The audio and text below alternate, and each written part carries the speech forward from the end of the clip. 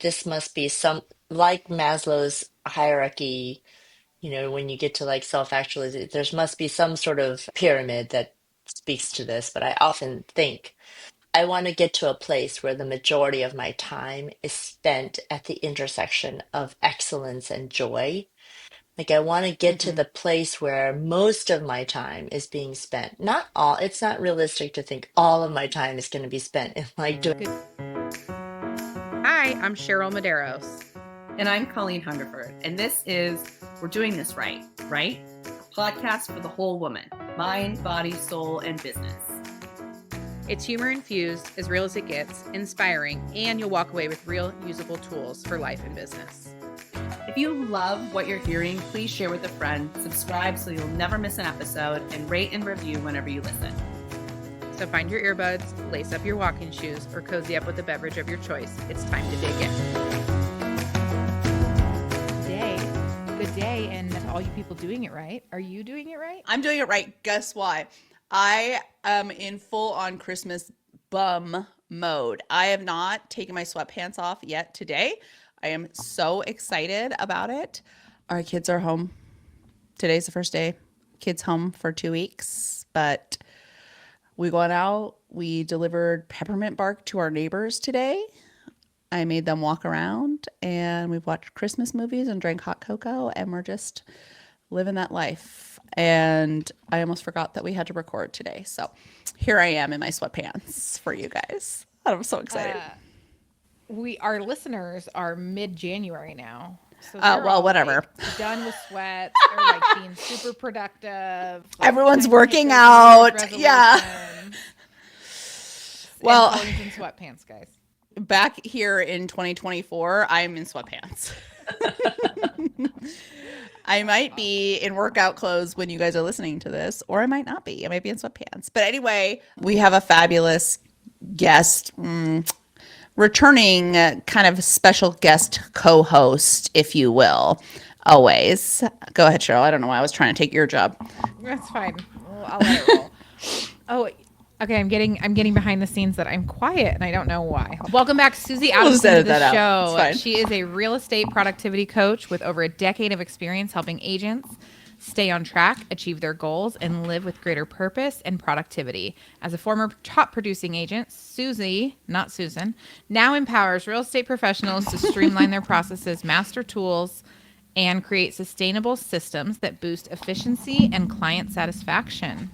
Welcome to the party, Susie. And also, like, true, all of those things are true. And I love that you did the formal bio because everyone here knows Susie really every single day. So I feel like it's not a welcome back because I don't ever feel like I'm not on the show. you are always In on the my show. mind, I'm always right next to you guys. I like it. Well, I like love it. a I lot. love that we're starting our new year with you. And we recently had a whole call with our networking group. And basically, and Susie, you weren't on it that, which was so funny. No. But we were talking about coaching, specifically real estate coaching. And it was basically just an infomercial for you. Like Not literally. really. Yes, it was. It was really just an infomercial for like just how I can say so many things like how amazing you are and how wonderful you are, and all of those things are true, but also just like how effective and how impactful what you teach and what you coach to really is for so many people. And I think across the spectrum, and I know that's not really what we're talking about, but kind of it is because we're going to talk about asking for help, and this is something that I really needed help with, and I really do continue to need help with because Susie coaches to systems and how to put systems and processes into your business, and that is just not my love language. It is just not my thing, but it has been so impactful to me in starting my team and running my team, and it's just incredible. And it was definitely something I needed help with. So that's what we're going to talk Well, about today, right? you remind me that I like to make the distinction between process and systems coach. I used to call myself a process coach, but I do remind everybody the good news is that we all have processes already. You might not Mm-hmm. think you're a process person, but you have to be a Yeah. process. Like you have to have a process, Yeah. especially if you're a professional of any kind. You have processes, even if you Sure. are working not for pay, right, at home or whatever, you have a process by which you do things. You just typically people don't codify it in any way. And so then they don't have a system. And so a system is simply just making sure that you have a process that is repeatable and that you have documented and that you can pass on to somebody else and that you can use over and over again. And I asked, this is a little off topic, but I did, I had a great conversation with a good friend of mine last week when I was helping her try to figure out her plan for 2025. And I said, let's start with what you're really proud of this year. And I think that's a Mm, great exercise for everybody to go through at the end of the year. And now, in the beginning of the year, when you're listening to this, yeah. still not too late. Think about the things that you are proud of having accomplished and just writing them down. There's just, Mm, I'm always talking about the power of writing stuff down. And I am really proud of just having found my lane. I feel like that was my word of the year actually for 2024 was clarity. And so I'm okay. really proud that I got clarity on who my target audience is, like who are my ideal clients, who Yeah. is successful in coaching with me, and then really crafting the right products and services that align with that. And so, Right. yeah, so I'm proud of that. I know what Atta I'm doing girl. now.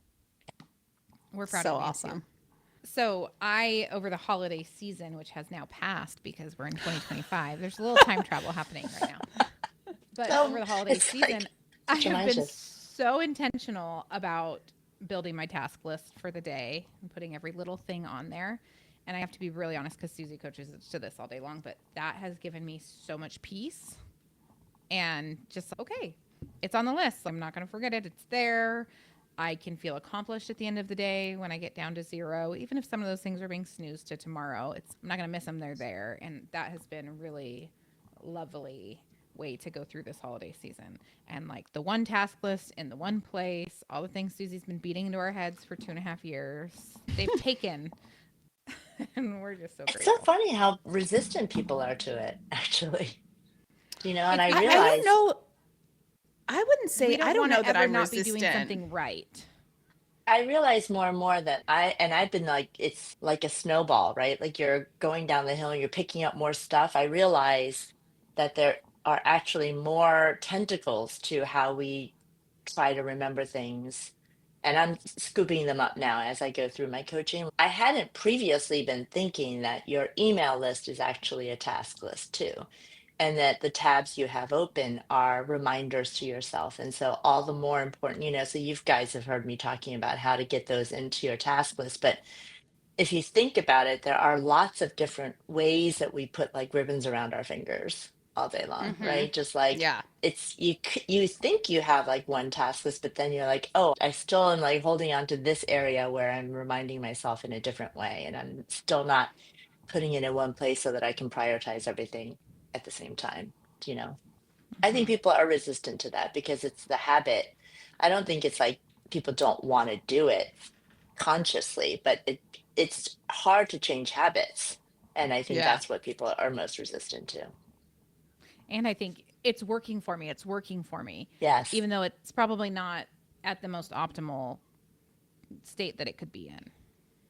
Yeah, And for that's what sure. Susie's working towards is getting us in the most optimal situation. But Susie, I need help. Guess what, dear? What are the benefits of asking for help? Help me.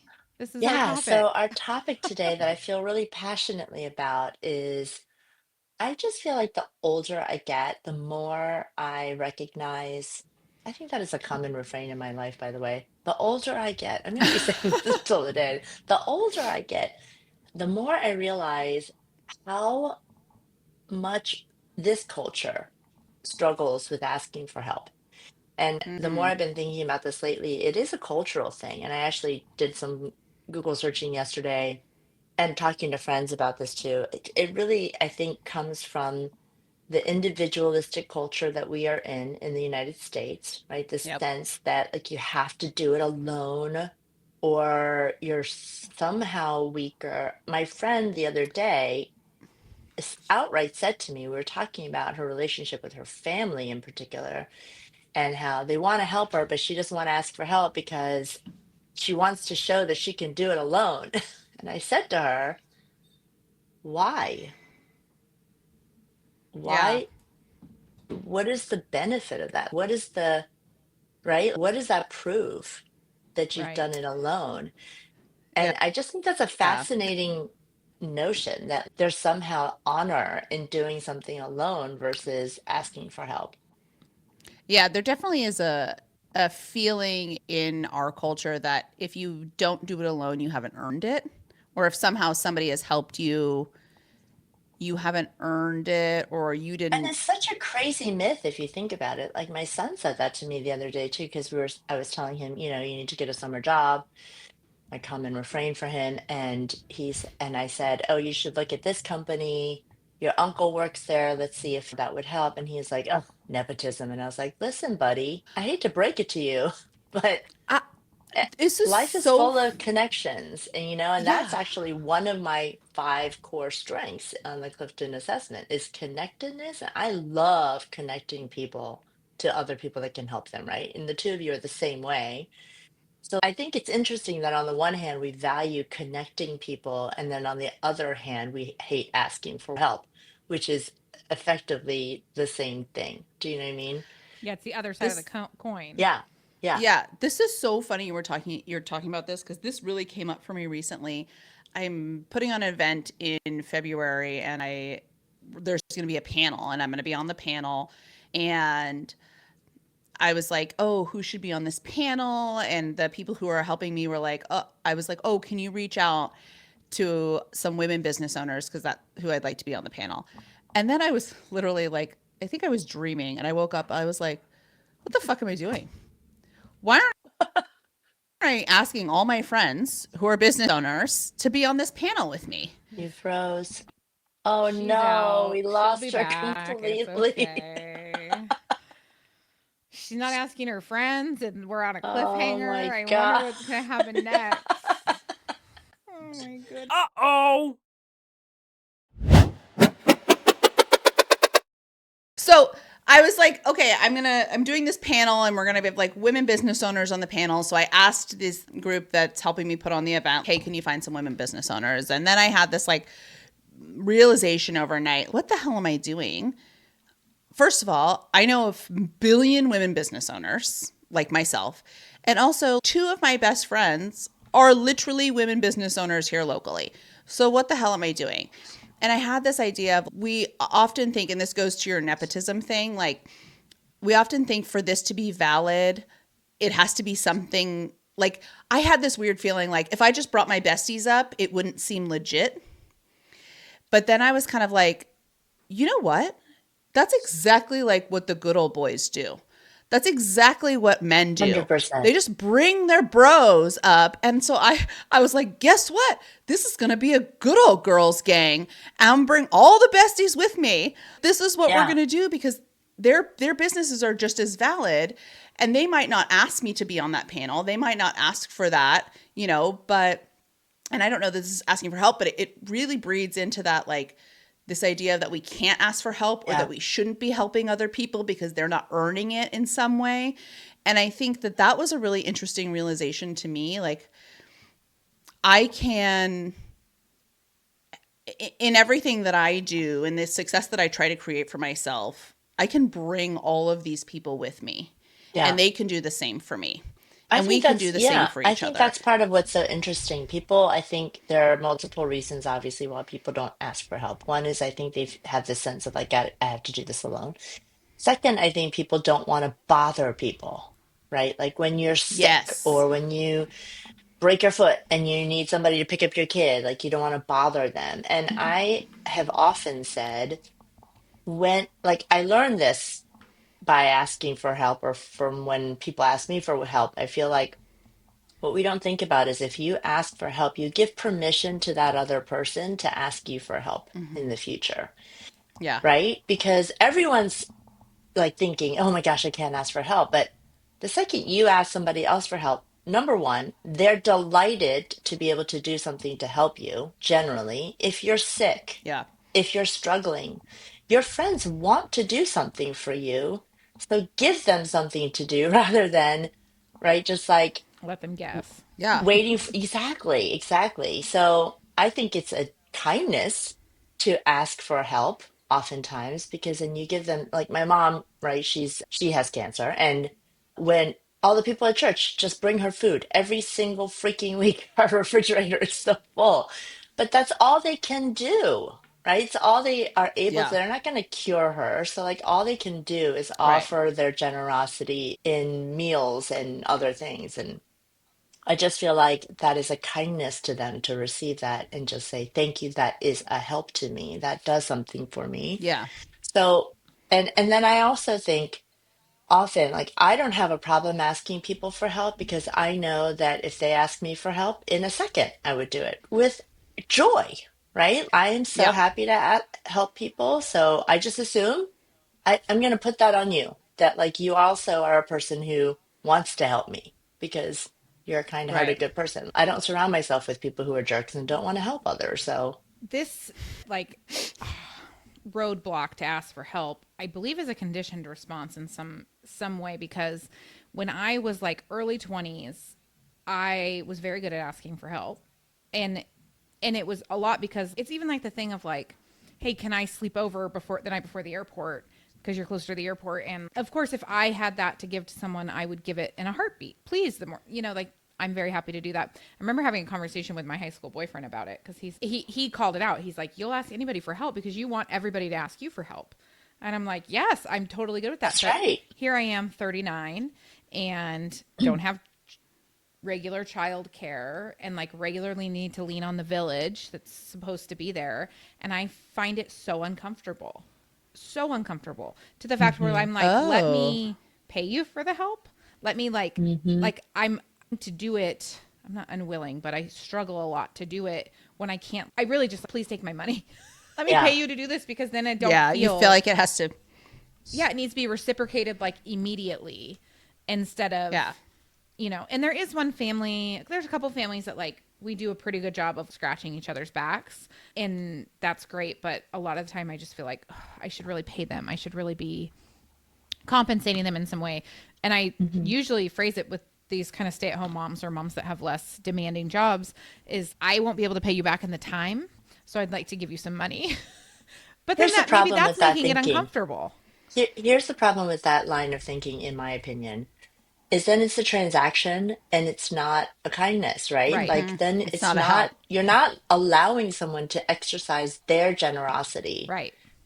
right? So what precipitated this, me saying this is the topic that I wanted us to cover, was during one of the meditations that was part of Sky's Happier Human program.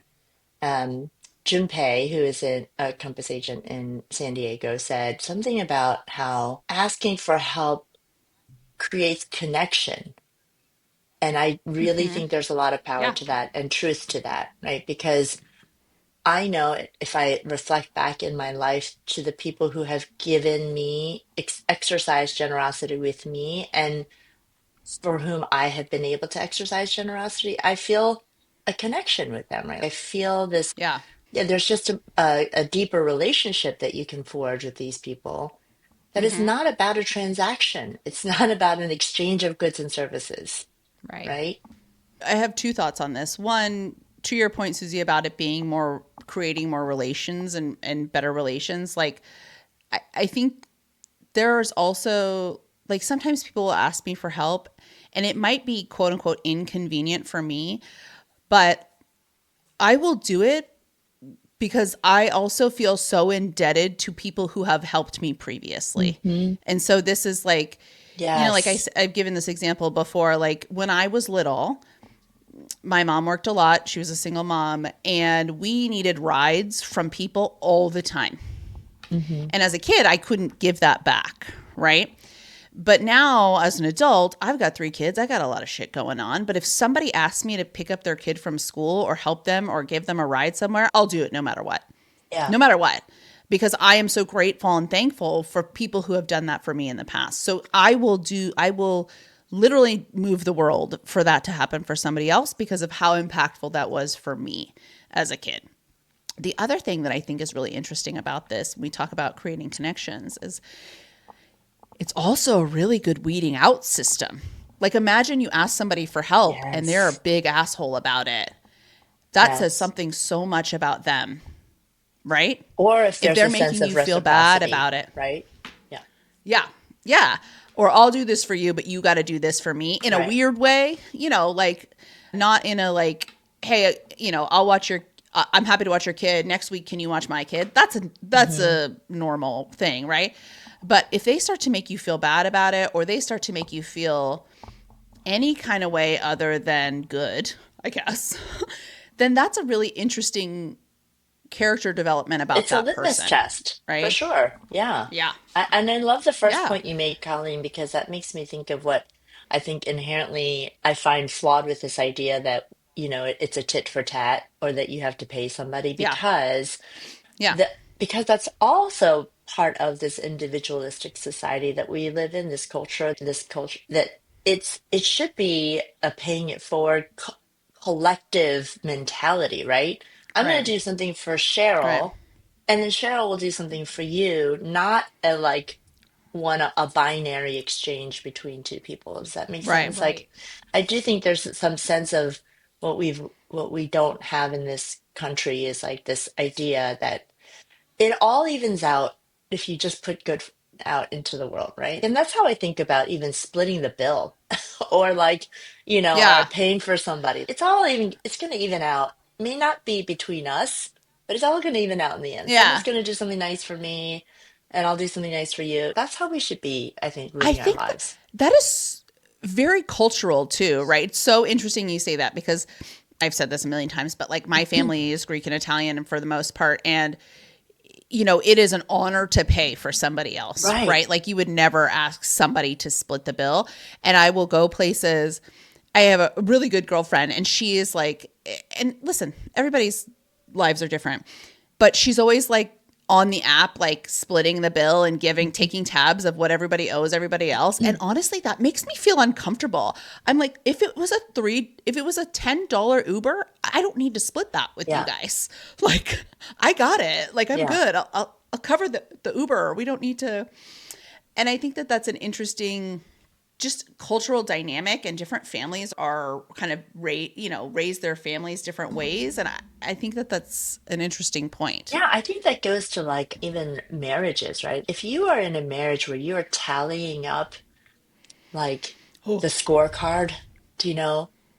yeah. Then the loser is the marriage. There's never going to be a winner in that scorecard, Yeah. right? Because that's a Yeah. terrible way to have a relationship is just like nickel and diming what you do for somebody else. And so yeah, I'm the same way, Colleen. I feel very uncomfortable when people like nickel and dime what you owe each other, even literally or figuratively, because I feel like Yeah. it's just not how relationships work. Do you know? There could be a relationship where you're doing like 90% of the giving, but you Right. still know that that other person has got your back in that critical 10% that you need them or whatever. Like it isn't an Right. equation that like there's no like measuring scale of, you do this for me, so I'll do this for you. I think that is ultimately, we all lose when we're afraid to ask for help because we think that somehow we're going to be indebted to somebody, like we're going to be, Right. somehow in the red in a relationship. Well, and I just feel like I think what I feel, and I'm listening to myself parent my kids in this way too, is like I don't want to be a nuisance to anybody.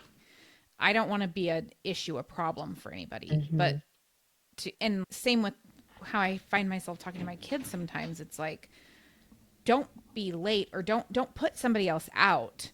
We need to think about other people, which is true, but we're also allowed to exist and be here. And I'll hear myself telling the girls like, quiet down here or whatever. And it's like, why they're also allowed to take up space. They're humans. Yeah. They're Right, people. They're It's right. interesting. yeah. It's like, why am I conditioned to as out loud as I am at living? I also want to stay small and not be an inconvenience and only be a giver and not a taker. Well, It's so funny you brought that up because I was watching one of these Elf on the Shelf movies this morning with my kids. And one of the things that they say in there is put others before yourself. And I think we're taught that so much. And I think the intention behind that is good because right? We don't want to be like selfish or self-centered. But I think what gets lost in that is, to your point of, if you're rushing around and being crazy and making your kids upset because you don't want to make somebody else upset, Yeah. that's not right either. Like, Yeah. you got to put yourself in your family situation and the sanity and calmness of yourself first, so that you can show up nicely or well or whatever Yeah. it is for Yeah. somebody else, I right? think, And I think that that's Cheryl, you made me think that this is all sort of predicated, I think, on the understanding that people who struggle with asking for help aren't the people who are abusing that, right? So, like, I'm assuming that the people that we're talking to here are not people who are taking for granted or like taking advantage of people, right? These right. are, I mean, I'm addressing people who just struggle with asking for help. Like my mom will still say, like, "Oh, I feel so bad that they took me out to lunch. Or I feel so bad that they did X, Y, Z." And I'm like, "Mom, it is a kindness to them because they feel bad that you're sick and they Right. want to do something for you, right?" So, there are people in your life, Cheryl, who I'm sure during the time when you were without an au pair were like, "What can I do to help? I wish I could help you. I wish I could do something for you." And you could say, "I would love it if you could do XYZ for me." And then they Right. would be like, "Great, let me help you," Yeah. right? Right. That like makes people feel good. And to what you were saying earlier, Colleen, I think sometimes when it is an inconvenience, you feel better. Like you're like, "All right, Yeah. I'm gonna move stuff around because I'm that good of a friend."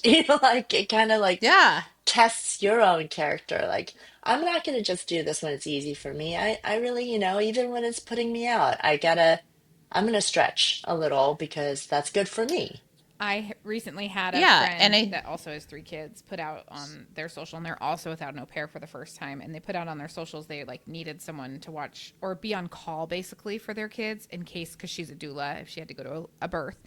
And I found myself like trying, so it was the middle of the night too, because I'm just wrestling insomnia like a mad woman right now. But I am like trying so hard to like move my schedule out and figure out how I can make this happen in case she gets a call. And like I had to realize that I was going to be very much putting my whole family out to do this, and I felt so bad. Like, she didn't even ask me directly. It was a fucking social media Instagram story. And I'm like, let me see how many mountains I can move to pull this off for you. Yeah. And I And didn't end up being able to do it because it was too much. But I was like, God, I feel so bad saying and not being able to help you. I just and want didn't to that help. make you yeah. feel sort of like a rock star? Like, I don't want this is to be like, obviously, this is not to make yourself feel good, but it does make you like it makes you stretch your generosity, right? It Right. helps you exercise.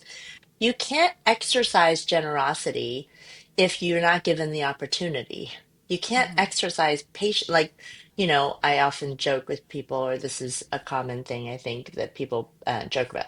You should not ask for patience. You shouldn't ask God for patience because he will exercise your patience, right? Like, you can't exercise muscles that you don't need to use, right? So I do think, Yeah. and I was going to say the same thing. Like, if you look on social media, anytime I remember being on my alumni page, some random woman was asking people to take her to a doctor's appointment in Philadelphia. And like the number of people that responded, total strangers, right? And I was like you, Yeah. Cheryl, what can I move around? Okay, I'm not sure if I can do it, but this is when I would be available for you. Like, why? Because we all want to be of help to people. Like, if you're, a decent human being that was raised right, then you're going to want to exercise that because that makes you feel good too.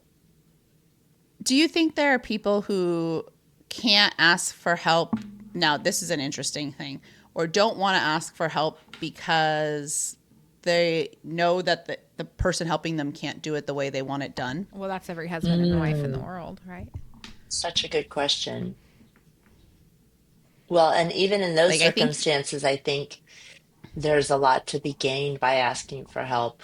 I mean, it's typically in a, spousal relationship of some sort, but yeah, I mean, yeah, or I think even in business, like, I think there's some times where I'm like, I don't want to, like, I need help in this situation, but I can't find a person who can do this better yeah, than me, yeah, like, yes. or how And I this want is it. where I think I apply my offset I've said this since the kids were little. It's either short-term pain or long-term pain, right? You can Yep. choose your pain.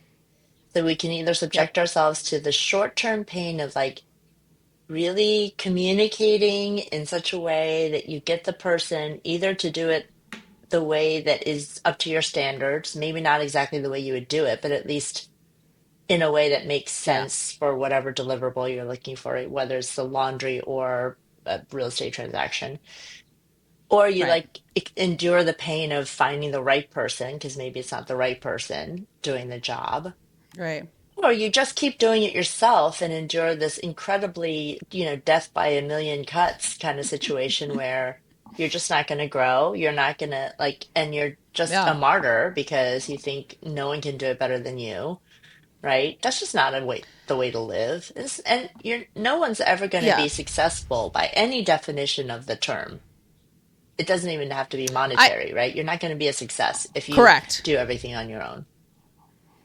I think what's been interesting for me is I feel like I used to be very type A and like really wanted things exactly done and this and that and whatever exactly perfect or this and that. And I think my children was a big lesson in allowing thing like not allowing, like understanding importance Hmm. and like gradient levels of importance of how things are done, right? Like Cheryl, you always say like done is better than perfect, right?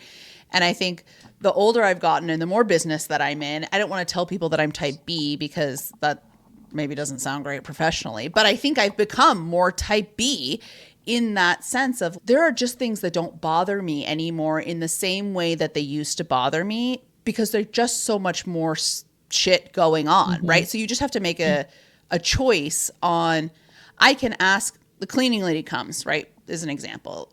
And she does my dishes that I didn't have time to do, but she puts shit in the wrong place.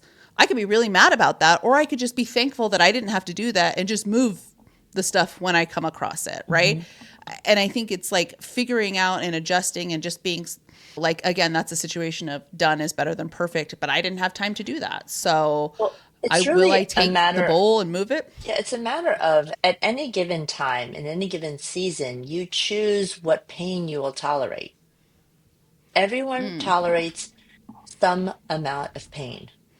You can tolerate the pain of imperfect, or you can tolerate the pain of not getting as much done, right? Like those are just, Right. it's a choice. Everything is a choice. It's not like life isn't happening to you. You just are choosing which area of discomfort you're willing to tolerate. It's like people ask Yeah. me, who is your ideal client?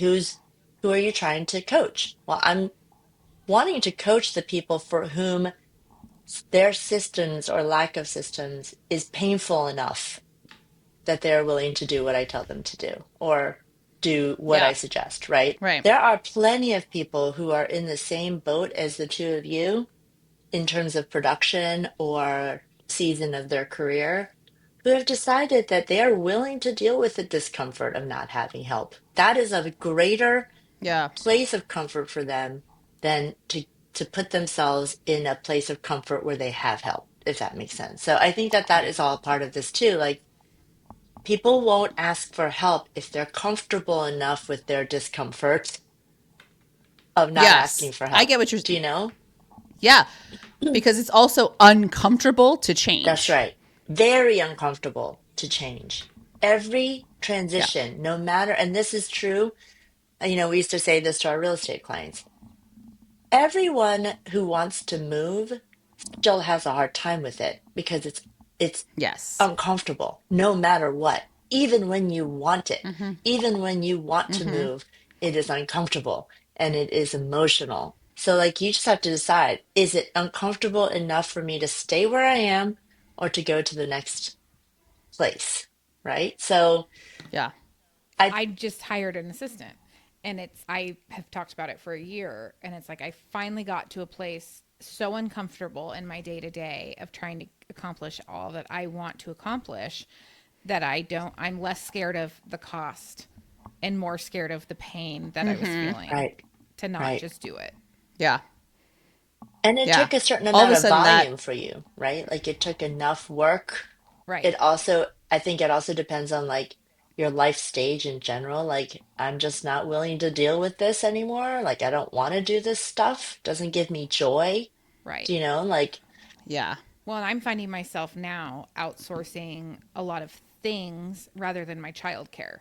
So I don't have full time childcare anymore, yes, which freed up $25,000 a year roughly that I was paying to have an au Amazing. pair. So Yeah. that's now money freed up that I'm like, okay, well, then I will, good, bad, or indifferent, spend that time with my kids and then pay someone else to do this and that and that.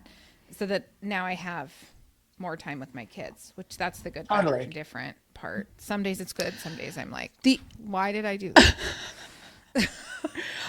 you know what's also funny is as you continue to grow in your business or in your success, how you define success, whatever. Like I find myself wanting to outsource literally everything, Me too. and then there's this point where I'm like, what would I even do? Am I not doing anything if I outsource anything? But then I think about like high level executives, like CEOs of bajillion dollar companies. Like I'm sure they're busy, but what are they actually doing? Right? Like what is their day to day? They're not in there making whatever the product is they're selling. They're not Right. even actually out there actively selling it. They're not. So it's almost like when you get to, that's actually the goal, Yeah. right? In a business is to get to the point where you're like, you're just kind of running the ship, right? You're just kind of, you're not even running the ship. You're overseeing the person running the ship and Yeah. stirring the rudder or whatever the hell happens on boats, right? But that to me was such an interesting realization because I think there is, especially if you grow up in a working middle class family, the value is on the work, Hmm. right? Like you're valued by how hard you work. And I'm like, oh, well, now that kind of sucks. Hmm. And I'm not interested in like that hard work stuff. I'm not interested in pounding the pavement. I'm interested in figuring out amazing systems and processes that I write down Right. and I put in my manual. And then I find the people who can do the things that I'm not good at. And then I just work on the things that I'm good That's at. right. And I just, that was like a revelation to me to get past that idea of like, you have to work hard because this is hard It work, right? is. It does take a bit to get there, but it also doesn't have to be physically exhausting. It doesn't have to be mentally exhausting, and it doesn't have to kill you. You Yeah. don't have to die in order to earn this right to be successful, I, but you have to yeah. have people helping I you. think to your point, this must be some like Maslow's hierarchy, when you get to like self-actualization, there must be some sort of pyramid that speaks to this. But I often think I want to get to a place where the majority of my time is spent at the intersection of excellence and joy. Like, I want to get to Hmm. the place where most of my time is being spent. Not all, it's not realistic to think all of my time is going to be spent in like doing what I love to do and I'm great at, but that should be my Yeah. goal, right? Like, I don't find a great deal of joy going to the grocery store. So that is something that I have happily outsourced. But when I talk to some coaching clients and I suggest to them, like, for example, you should just have grocery delivery, they're like, I love going to the grocery store. I'm like, go for it. If you Yeah. love cleaning your toilets, have at it all day long. But if that is Yeah. not where you find your joy, or it's not something you're really great at, then outsource that and then redivert your time, energy, and money to the things that will bring you Yeah. closer to your areas of excellence and joy. Well, and back to what you were saying earlier, Colleen, about it being done perfectly. Like, if you are so passionate Hmm. about something in your business that you really like the outcome of it is so crucial to you, then don't outsource that thing, but do all Right. the other stuff. Right. Like, Right. do the exercise to decide, okay, I'm fine, like, with how the newsletter comes out by anybody, but I really am anal, for lack of a better word, about like how my videos that I'm promoting my Yeah. listings with Yeah. look. Like, Yeah. Yeah. do the That's a great exercise, figure it example. out. Hmm. Mm-hmm. Yeah. Because I often tell people, like, coaching clients would say, can your virtual assistant do the marketing for you? And I say, I never had my virtual assistant do marketing because marketing is super important to me. If you want to have them do your social Hmm. media, that's that's totally your call. Like you Right. decide Right. where, what that level of importance is to the task that you're assigning to them. I don't care about putting the contacts in the CRM. That can be done by somebody else, right? But I'm not going to Right. have somebody send out my newsletter because that's an important part of my strategy. So, Yeah. yeah, and that's true of what you were saying, Cheryl, about your children, right? For Yeah. some people, yes, they want a nanny 24/7 or as much of their time as possible. And there were times when I was raising my kids, I was like, a babysitter could do a much better job and they would be more appreciative of someone else. I'm getting really poor Yeah. performance reviews by my kids, but I also don't want to miss these little moments that will not translate in a story by their babysitter to me, So I suck it Right. up, even though I'm not great at it, in my opinion, and it doesn't always bring me joy. It is something that's important to me, so I'm gonna spend the time to do that. So yeah, it is an exercise of thinking through, but I think that is a worthwhile exercise moving into the new Mm-hmm. year to really ask yourself, what is important to me and what am I great at and what gives me Yeah. joy?